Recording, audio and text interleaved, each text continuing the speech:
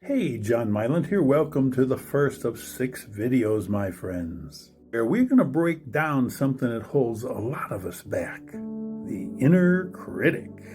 Now, come on, I know what you're thinking. John, I don't have an inner critic. Let me stop you right there, my friends. Yes, you do. If you don't think you do, that just means your inner critic is doing a great job on you, hiding from your radar like a ninja, but not in a cool way.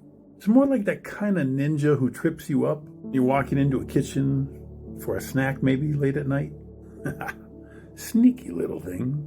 But today we're going to dive deep into who this inner critic is, what it does, and most important, how to start telling it to take a hike.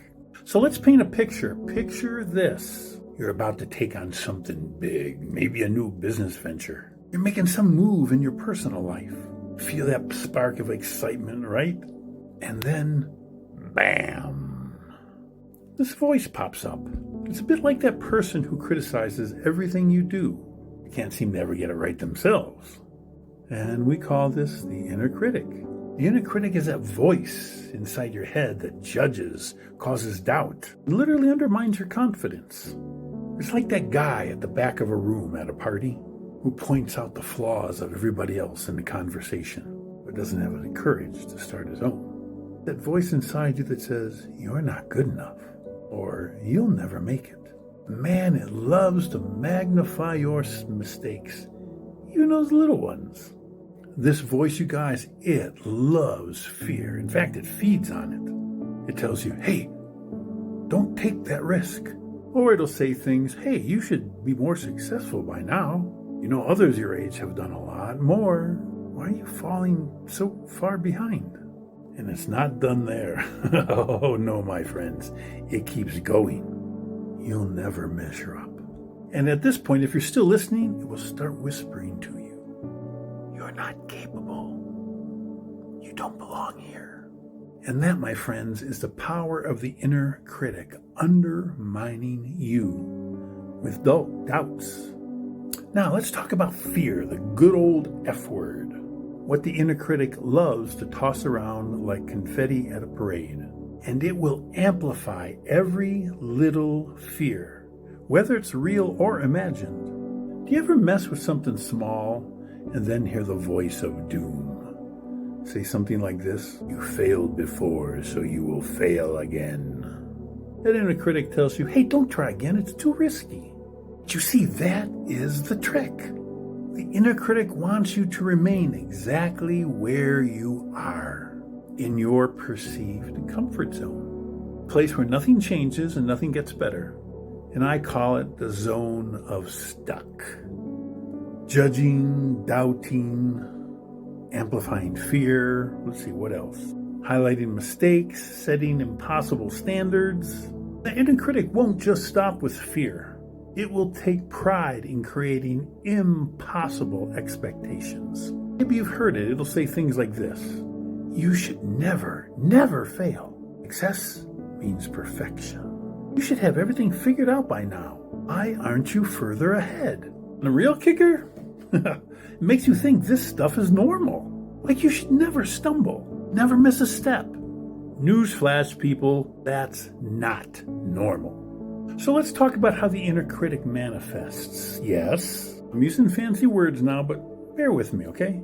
It loves to disguise itself as self-worth issues. It whispers, hey, you're not good enough. Or it parades itself in imposter syndrome. Hey, you just got lucky. You don't really deserve this. And it will wear that mask of perfectionism. It's not perfect. Just forget it. It's like a perfectionist's worst nightmare wrapped in a bow, telling you you'll never be good enough unless you reach the mythical land of flawless. Now, I want you to imagine something. Picture your inner critic not just as that voice, but as an actual person. You know that friend of yours that always has something to say negative, but really never has a solution? Well, this guy's job is to keep you stuck.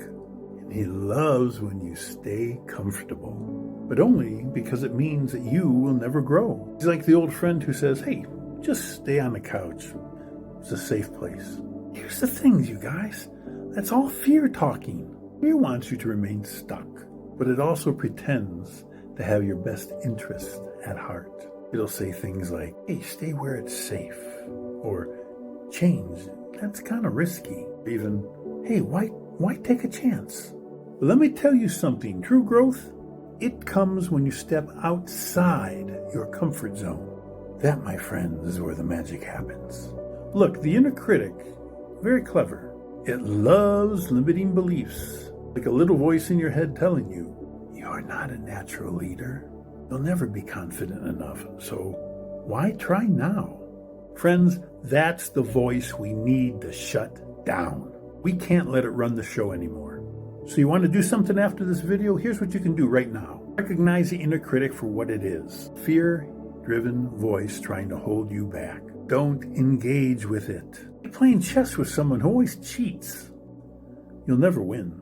And replace that voice with one of love. This is what we're going to learn. One of confidence, one of action. When that voice says you can't, you're going to learn to say, watch me. In the next few videos that we dive into, we are going to learn how to shut down that inner critic once and for all. But for now, just remember, this journey begins with understanding that the inner critic is just a liar.